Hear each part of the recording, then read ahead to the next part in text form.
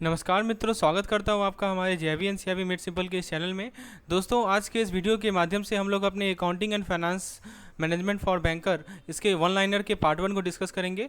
तो इस प्रकार से हमारा एक सीक्वेंस चलेगा, पार्ट 1 पार्ट 2, आप उसे देखते जाएंगे और आपका कंसेप्ट क्लियर होता जाएगा। हमारा टेक्निक यही रहेगा, पहले कंसेप्ट फिर MCQs. This is the best way to understand a particular thing. So the first let's start with the first point. तो दोस्तों, पहला पॉइंट है कि अकाउंटिंग जो है बिजनेस कम्युनिकेशन का लैंग्वेज है। दोस्तों, मैं आपके लिए संक्षेप में लाया हूँ, एकदम शॉर्ट पॉइंट आपको मैं समझा रहा हूँ। इससे संक्षेप और कुछ नहीं हो सकता है दोस्तों। This is the most concise form that we are discussing. So accounting is the language of business communication. Accounting का पर्पस ये है कि आप बिजनेस के रिजल्ट को कम्युनिकेट करें और फाइनेंशियल हेल्थ को कम्युनिकेट करें। उसके अलावा ये रिकॉर्ड करता है, ऑर्गेनाइज करता है ट्रांजेक्शन को सिस्टमेटिकली, ये क्लासीफाई करता है ट्रांजेक्शन को बाय नेचर। उसके बाद दोस्तों, ये समराइज करता है डेटा को ट्रायल बैलेंस में, प्रॉफिट एंड लॉस में या बैलेंस शीट में। अकाउंटिंग डील करता है मॉनेटरी वैल्यू से। अकाउंटिंग इंटरप्रेट करता है फाइनेंशियल डेटा को। अब दोस्तों, इसमें एक टर्म आप देखेंगे आईएफआरएस। आईएफआरएस किस लिए होता है? तो ये होता है अकाउंटिंग के कंसिस्टेंसी के लिए। दोस्तों, अकाउंटिंग कंसेप्ट जो है फंडामेंटल एजम्पशन है, अकाउंटिंग कन्वेंशन यूनिवर्सल एक्सेप्टेंस है। तो please remember this point, very important. आइए कुछ एमसीक्यूज कर लेते हैं इस पे। पहला क्वेश्चन है कि अकाउंटिंग का प्राइमरी पर्पस क्या है? What is the primary purpose of accounting? Profit banana, communicate करना, ऑब्वियसली कम्युनिकेट करना। अकाउंटिंग का प्राइमरी पर्पस है कि हम बिजनेस के रिजल्ट को और फाइनेंशियल हेल्थ को कम्युनिकेट करें।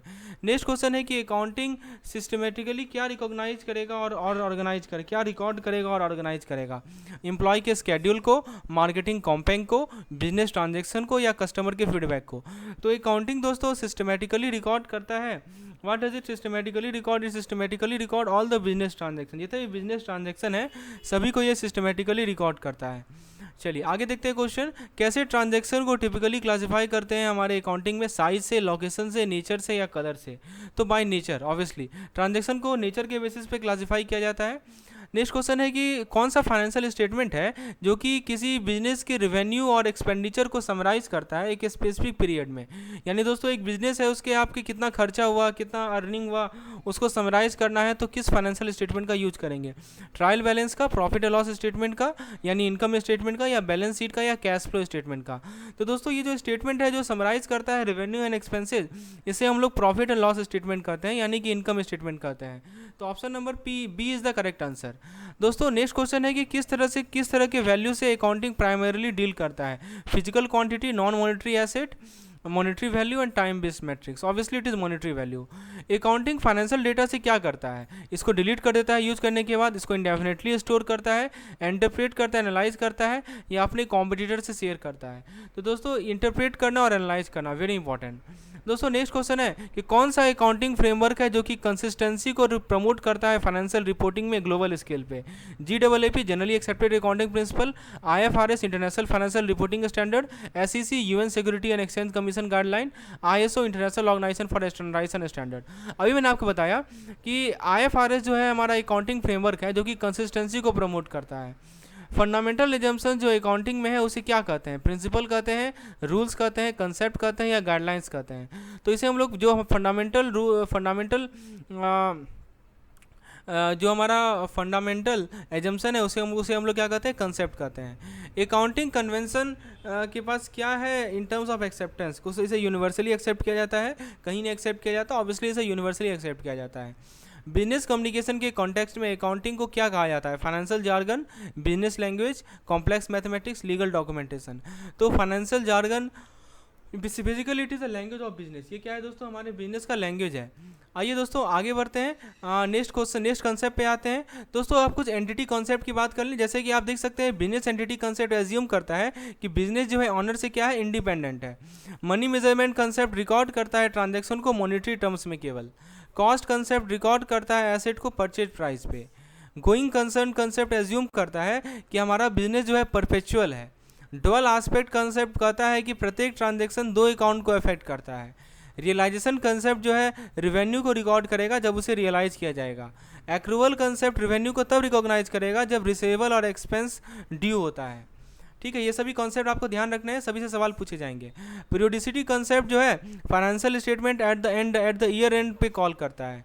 मैचिंग कंसेप्ट रेवेन्यू को रिलेटेड एक्सपेंस से पेयर अप करता है। तो दोस्तों बेसिक अकाउंटेंसी कन्वेंशन, अकाउंटिंग का बेसिक कन्वेंशन है consistency, disclosure, conservatism and materiality. Please remember this 4 convention, very important. चलिए अब दोस्तों कुछ क्वेश्चन कर लेते हैं। अब देखिए कंसिस्टेंसी किस लिए होता है, कंसिस्टेंसी से आप फाइनेंशियल स्टेटमेंट को कंपेयर कर सकते हैं। डिस्क्लोजर प्रिंसिपल इंश्योर करता है fair presentation of material information for user decision making, right. पहला क्वेश्चन, बिजनेस एंटिटी कंसेप्ट क्या एज्यूम करता है कि बिजनेस डिपेंडेंट है अपने ऑनर पे, बिजनेस इंडिपेंडेंट है अपने ऑनर से। ये एज्यूम करता है कि जितने भी बिजनेस हैं वो आइडेंटिकल हैं। और लास्ट एज्यूम करता है कि बिजनेस ऑपरेशन जितने भी हैं वो सीज हो जाते हैं आफ्टर अ सर्टेन पीरियड। बताइए आपका जो ये बिजनेस एंटिटी कॉन्सेप्ट है ये क्या एज्यूम करता है। तो दोस्तों सही जवाब है इसका ये ऑप्शन नंबर बी सही है। ये एज्यूम करता है कि बिजनेस इंडिपेंडेंट है अपने ऑनर से। नेक्स्ट क्वेश्चन है आपके स्क्रीन पर कि कौन सा कंसेप्ट में कहा गया है कि हमें ट्रांजैक्शन को रिकॉर्ड करना है मॉनेटरी टर्म्स में केवल। ऑप्शन ए है cost concept, money measurement concept, dual aspect concept, accrual concept. तो दोस्तों मॉनेटरी टर्म्स है तो मनी मेजरमेंट, सिंपल सी बात है। तो मॉनेटरी टर्म्स में सही, इसका सही आंसर है money measurement concept. Cost concept के अकॉर्डिंगली कितने तरह के एसेट को रिकॉर्ड किया जाता है, कैसे एसेट को रिकॉर्ड किया जाता है, करेंट मार्केट वैल्यू पे, हिस्टोरिकल परचेज प्राइस पे, या एस्टिमेटेड फ्यूचर वैल्यू में, या लिक्विडेशन वैल्यू में। तो दोस्तों कहा जा रहा है कि कॉस्ट कंसेप्ट के अनुसार जो हमारे एसेट हैं उनको रिकॉर्ड किया जाता है उनके हिस्टोरिकल परचेज प्राइस में। गोइंग कंसर्न कंसेप्ट क्या एज्यूम करता है बिजनेस के बारे में, ये एज्यूम करता है कि बिजनेस प्रॉफिटेबल नहीं है, ये एज्यूम करता है कि बिजनेस हाईली प्रॉफिटेबल है, ये एज्यूम करता है कि परपेचुअल बिजनेस ऑपरेशन होगा। ऑब्वियसली परपेचुअल नाम ही रखा गया है गोइंग कंसर्न, इसलिए ये एज्यूम करता है कि हमारा बिजनेस ऑपरेशन क्या है, परपेचुअल है। आगे देखते हैं दोस्तों, डुअल एस्पेक्ट कंसेप्ट के अनुसार हर एक अकाउंट को कितने, हर एक हाउ मेनी अकाउंट के, प्रत्येक ट्रांजैक्शन को कितने अकाउंट अफेक्ट करते हैं, यानी 1 2 3 4, तो दो अकाउंट, प्रत्येक ट्रांजैक्शन में 2 अकाउंट अफेक्टेड होते हैं। रियलाइजेशन कंसेप्ट कब रिकॉर्ड करता है रेवेन्यू को, जब इसे अर्न किया जाता है या जब इसे रियलाइज होता है। ऑब्वियसली बात है जब ये रियलाइज होगा तभी तो आप उसे अकाउंट करेंगे। एक्रूवल कंसेप्ट के अनुसार रेवेन्यू को कब रिकॉग्नाइज किया जाए, जब अर्न हो, जब रिसीव हो, जब ड्यू हो, या जब स्पेंट हो। सही जवाब है दोस्तों एक्रूवल कंसेप्ट के अनुसार रेवेन्यू को रिकॉग्नाइज तब करेंगे जब ये अर्न हो। पीरियोडिसिटी कंसेप्ट जो है फाइनेंशियल स्टेटमेंट को क्या कहता है, monthly statement, quarterly statement, yearly statement, weekly statement. तो इसे ये ईयर इंडेक्स स्टेटमेंट को मांगता है। कौन सा कंसेप्ट है जो कि रेवेन्यू को उसके एक्सपेंस के साथ पेयर अप करता है। तो दोस्तों cost concept, going concern concept, matching concept, obviously matching concept सही होगा। नाम से भी आप याद रख सकते हैं। कौन सा बेसिक अकाउंटेंसी कन्वेंशन है जो कि इंश्योर करता है कि फाइनेंशियल स्टेटमेंट को कंसिस्टेंट मैनर में प्रिपेयर किया जा रहा हो। ऑब्वियसली कंसिस्टेंसी होगा। डिस्क्लोजर प्रिंसिपल क्यों जरूरी है अकाउंटिंग में। ऑप्शन ए कह रहा है कि ये प्रॉफिट को, ये इंश्योर करता है कि प्रॉफिट जो है पब्लिक को डिस्क्लोज हो। ये इंश्योर करता है कि प्रत्येक फाइनेंशियल इन्फॉर्मेशन सीक्रेट रखा जाए। ये इंश्योर करता है कि मटेरियल का इन्फॉर्मेशन फेयरली प्रेजेंट हो, कोई डिस्क्लोजर ना हो फाइनेंशियल। ऑब्वियसली सी नंबर होगा। दोस्तों अब हम लोग कुछ कंजर्वेटिज्म कंसेप्ट की बात कर लेते हैं। तो फ्रेंड्स यदि आपको किसी प्रकार की स्टडी मटेरियल की रिक्वायरमेंट है AFM से रिलेटेड तो हमारे ऐप को इंस्टॉल कर लें। ऐप का नाम है JVN CIB मेड सिंपल। इसको आप गूगल प्ले स्टोर पे सर्च कर सकते हैं, नहीं तो आप डिस्क्रिप्शन सेक्शन में जाके इसे देख सकते हैं। तो कंजर्वेटिज्म कन्वेंशन क्या कहता है कि ये एक्सपेंस और लॉसेस को रिकॉग्नाइज करेगा लेकिन इनकम और गेन को एंटिसिपेट नहीं करेगा। नेक्स्ट है हमारा मैटेरियलिटी कंसेप्ट क्या कहता है, ये आइटम को डिस्क्लोज करता है स्पेसिफिक इकोनॉमिक इम्पैक्ट से। अकाउंटिंग कंसेप्ट दोस्तों अकाउंटिंग कन्वेंशन को प्रिसीड करता है। सिंगल एंट्री सिस्टम का फोकस होता है इनकम स्टेटमेंट के रिजल्ट पे। डबल एंट्री स्टेटमेंट जो है सारे रिकॉर्ड को कम से कम 2 अकाउंट में रिकॉर्ड करेगा। उसके बाद दोस्तों डबल एंट्री सिस्टम के अंदर डेबिट को और क्रेडिट इक्वल होना चाहिए हर एक ट्रांजेक्शन के लिए। कंजर्वेटिज्म प्रिंसिपल ये कहता है कि आपको एक्सपेंस और लायबिलिटी को पहले रिकॉग्नाइज करना है और रेवेन्यू एसेट को तभी रिकॉग्नाइज करना है जब आपको एज्योर हो जाए। Please remember this concept, very important. फिर दोस्तों जब अंडर कंजर्वेटिज्म के अंदर lean toward recording losses in uncertain situation, avoid recording uncertain gain. ठीक है, तो लेजर जो है वो ट्रांजेक्शन को ऑर्गेनाइज करता है एप्रोप्रिएट अकाउंट में। अकाउंट को हम लोग पर्सनल और इम्पर्सनल अकाउंट में कैटेगराइज कर सकते हैं। पहला क्वेश्चन है कि कौन सा अकाउंटिंग कन्वेंशन है जो कि डिक्टेट करता है कि एक्सपेंस और लॉस को रिकॉग्नाइज करें लेकिन इनकम और गेन को एंटिसिपेट नहीं करें। मैटेरियलिटी, कंजर्वेटिज्म, डबल एंट्री या सिंगल एंट्री। बताइए कौन सा हमारा अकाउंटिंग कन्वेंशन है। So which type of accounting convention assume it. तो इसका सही जवाब है दोस्तों कि हमारा कंजर्वेटिज्म कन्वेंशन। ये एज्यूम करता है कि जो गेन, एक्सपेंसेस और लॉसेस हैं उसे रिकॉग्नाइज करें लेकिन इनकम और गेन को एंटिसिपेट नहीं करें। नेक्स्ट है कि मेटेरियलिटी कंसेप्ट जो है अकाउंटिंग में क्या फोकस करता है डिस्क्लोज करने में, सारे के सारे economic impact, item with significant economic impact, only revenue and expense. तो दोस्तों मेटेरियलिटी कंसेप्ट जो है अकाउंटिंग में उसका फोकस होता है कि हम डिस्क्लोज करें item with significant economic impact. दोस्तों पहले हायरार्की में क्या आता है, अकाउंटिंग कंसेप्ट आता है या अकाउंटिंग कन्वेंशन आता है? तो सही जवाब है अकाउंटिंग कंसेप्ट आता है। कौन सा अकाउंटिंग सिस्टम प्राइमरली फोकस करता है इनकम स्टेटमेंट के रिजल्ट पे? Single entry system, double entry system, ledger system. मैंने आपको बताया है कि सिंगल एंट्री सिस्टम का प्रिंसिपल फोकस होता है इनकम स्टेटमेंट के रिजल्ट पे। डबल एंट्री सिस्टम कैसे ट्रांजेक्शन को रिकॉर्ड करता है? सिंगल अकाउंट में, कम से कम 2 अकाउंट में, लेजर में केवल, या रिवर्स ऑर्डर में। तो डबल एंट्री सिस्टम नाम ही सही लिखा हुआ है कि 2 अकाउंट में, कम से कम 2 अकाउंट में ट्रांजेक्शन को रिकॉर्ड करेगा। डबल एंट्री सिस्टम में प्रत्येक ट्रांजेक्शन के लिए क्या रिक्वायरमेंट होती है कि डेबिट जो है क्रेडिट से बड़ा हो, क्रेडिट डेबिट से बड़ा हो, या दोनों बराबर हो? ऑब्वियसली दोनों बराबर हो। कंजर्वेटिज्म प्रिंसिपल क्या सजेस्ट करता है regarding the recognition of expenses, liability, revenue and asset? कि ये रिकॉग्नाइज करता है कि एक्सपेंस और लायबिलिटी को पहले रिकॉग्नाइज कर लो और रेवेन्यू एसेट को तभी रिकॉग्नाइज करो जब एज्यूड हो। यस करेक्ट, वेरी गुड, ये this is the correct answer. Conservatism principle के अकॉर्डिंग अनसर्टेन सिचुएशन को कैसे ट्रीट किया जाएगा गेन और लॉस के टर्म में? Lean toward recording uncertain gain and avoid recording loss, lean toward recording loss only and avoid recording gain, record both gain gain. देखिए दोनों को रिकॉर्ड नहीं करना है हमें लॉसेस को तो रिकॉर्ड करना है, लेकिन हमें अनसर्टेन गेन को अवॉइड करना है। लेजर का प्राइमरी पर्पस क्या होता है? इनिशियल ट्रांजेक्शन को रिकॉर्ड करना, फाइनेंशियल स्टेटमेंट को समराइज करना, ट्रांजैक्शन को ऑर्गेनाइज करना एप्रोप्रिएट अकाउंट में, या प्रॉफिट और लॉस को कैलकुलेट करना। तो लेजर का प्राइमरी पर्पस है कि हम ट्रांजैक्शन को ऑर्गेनाइज करें एप्रोप्रिएट अकाउंट में। Option number C is correct. How are account typically categorise in accounting? Accounting में अकाउंट को कैसे कैटेगराइज किया जाता है? तो 2 पार्ट है, personal account and impersonal account. चलिए दोस्तों आगे कंसेप्ट को देखते हैं। अब जरा पर्सनल अकाउंट की बात कर ले। पर्सनल अकाउंट में ट्रांजेक्शन होगा कस्टमर के साथ, सप्लायर के साथ, लैंडर, बैंक और ऑनर के साथ। इसे हम लोग क्या कहते हैं? पर्सनल अकाउंट कहते हैं, राइट। अब दोस्तों एक होता है हमारा tangible real account. Tangible real account के अंदर दोस्तों हमारा फिजिकल एसेट होता है। So friends, if you need any type of assistant related to JIB, feel free to WhatsApp me on this particular number. I will provide you the detail how to access any PDF, videos, mock test, anything. So tangible real account दोस्तों physical asset को represent करेगा, land, building, cash को। Intangible real account दोस्तों non physical asset को represent करेगा, जैसे trademark और patent right. Nominal account transaction के नेचर को बताता है, जैसे salary paid to employ, rent paid to property owner. ठीक है, तो 3 तरह के अकाउंट बताएं आपको, पर्सनल अकाउंट, टेंजिबल। अब देखिए उसके अंदर टेंजिबल और इनटेंजिबल रियल अकाउंट 2 तरह का होता है, और एक है हमारा नॉमिनल अकाउंट। दोस्तों अकाउंटिंग स्टैंडर्ड बोर्ड कब इस्टेब्लिश किया गया? 1977। ये रेगुलेटरी बॉडी है। अकाउंटिंग स्टैंडर्ड बोर्ड एक ऑटोनोमस और मैनेज की जाती है ICAI के द्वारा, यानी institute of chartered accountant of India के द्वारा।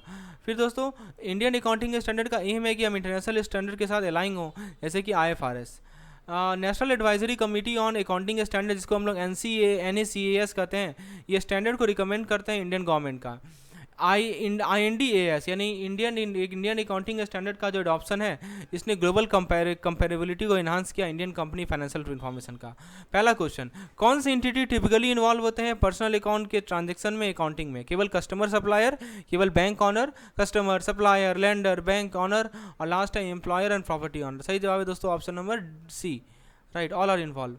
नेक्स्ट है कि कैसे टेंजिबल रियल अकाउंट अकाउंटिंग में रिप्रेजेंट करते हैं? पहला है फाइनेंशियल अकाउंटिंग, दूसरा है नॉन फिजिकल ट्रांजेक्शन। दोस्तों टेंजिबल जैसे कि नाम ही है तो फिजिकल एसेट आ जाएगा ना, लैंड, बिल्डिंग, कैश, ये सभी आ जाएंगे। इनटेंजिबल एसेट कैसे अकाउंट करते हैं अकाउंटिंग में? Physical asset, financial transaction, non physical asset. सही जवाब है दोस्तों इसका non physical asset, option number C is the correct answer. आइए नेक्स्ट क्वेश्चन को देखते हैं। नेक्स्ट क्वेश्चन है आपके स्क्रीन पर कि नॉमिनल अकाउंट क्या एक्सप्लेन करता है? बिजनेस के फाइनेंशियल हेल्थ को या ट्रांजेक्शन के नेचर को, जैसे सैलरी कितना पे किया गया एम्प्लॉय को, रेंट कितना पे किया गया प्रॉपर्टी ऑनर को, physical asset of the business, non physical asset of the business. Obviously ये ट्रांजेक्शन के नेचर को रिप्रेजेंट करेगा, सैलरी कितना पे किया हमने, रेंट कितना पे किया, बी नंबर सही जवाब है। दोस्तों आपसे पूछा जा रहा है कि जो अकाउंटिंग स्टैंडर्ड बोर्ड है उसको कब इस्टेब्लिश किया गया? 1977 में, उसके बाद 1999 में, 2005 में, या 2010 में। तो दोस्तों ASB का जो इस्टेब्लिश किया गया था वो किया गया था 1987 में, 1977 में। नेक्स्ट क्वेश्चन है कि अकाउंटिंग स्टैंडर्ड बोर्ड को कौन मैनेज करता है? तो मैंने बताया ICAI मैनेज करती है, यानी institute of chartered accounting bank of India manage करती है, राइट। नेक्स्ट कंसेप्ट है कि इंडियन अकाउंटिंग स्टैंडर्ड का प्राइमरी एम क्या है, कि हम इंटरनेशनल स्टैंडर्ड से इंडिपेंडेंट हो, हम डाइवर्ज हो जाए इंटरनेशनल स्टैंडर्ड से, हम अलाइन करें इंटरनेशनल स्टैंडर्ड के साथ। तो सही जवाब है दोस्तों कि हम अलाइन करें इंटरनेशनल स्टैंडर्ड के साथ, ऑप्शन नंबर सी सही जवाब है। किसने रिकमेंड किया अकाउंटिंग स्टैंडर्ड को इंडियन गवर्नमेंट को? Through the NACES, national advisory committee on accounting standard. So who recommend accounting standard to the Indian government? तो ASB, ICAI, obviously ICAI, right. कैसे अकाउंटिंग इंडियन अकाउंटिंग स्टैंडर्ड का जो adoption है वो impact किया कि Indian company को के फाइनेंशियल इंफॉर्मेशन को कंपेयर कर सके। तो कंपेरेबिलिटी को इसने कम किया, इसका कोई इम्पैक्ट नहीं पड़ा कंपेरेबिलिटी पे, इसने ग्लोबल कंपेरेटिव को इन्हांस किया और इसने कंपनी कंपैरिजन को रिलेवेंट बना दिया। तो दोस्तों ये जो इंडियन अकाउंटिंग स्टैंडर्ड ने कंपेरेबिलिटी को और बढ़ा दिया, राइट, इंडियन फाइनेंशियल इंफॉर्मेशन का। आइए आगे देखते हैं दोस्तों। अभी हमने लेजर बताया था, जर्नल को देखते हैं। जर्नल क्या करता है? ट्रांजेक्शन को रिकॉर्ड करता है लेजर फोलियो कॉलम में। कैश बुक जो है कैश ट्रांजेक्शन को ट्रैक करेगा। कैश बुक जो है एलिमिनेट करता है कि हमारे पास सेपरेट कैश अकाउंट हो लेजर में। लेजर एक मेन बुक है ट्रांजेक्शन को रिकॉर्ड करने का बाई कैटेगरी। लेजर के अंदर सभी तरह के अकाउंट होते हैं, real, nominal, personal. Ledger transaction को क्लासीफाई करता है और इन्फॉर्मेशन को समराइज करता है प्रत्येक अकाउंट के लिए। कैश बुक दोस्तों कैश रिसीट और कैश पेमेंट को रिकॉर्ड करेगा। सिंपल कैश बुक केवल कैश ट्रांजेक्शन को रिकॉर्ड करेगा, जबकि रिसीट होगा लेफ्ट में, पेमेंट होगा राइट में। 2 कॉलम कैश बुक के अंदर कॉलम होता है डिस्काउंट का, डिस्काउंट नॉमिनल अकाउंट है। 3 कॉलम कैश बुक में कैश, डिस्काउंट और बैंक कॉलम तीनों होगा। कॉन्ट्रा एंट्री के अंदर दोस्तों ट्रांजेक्शन होता है कैश और बैंक अकाउंट का।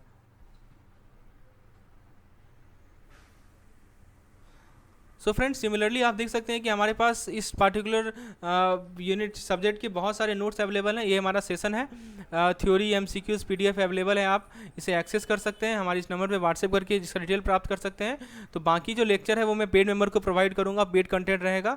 तो यदि आप इस तरह के वन लाइनर चाहते हैं, इसका PDF चाहते हैं for your quick revision, then you have to install our app और you need to WhatsApp me on this particular number. Thanks for listening.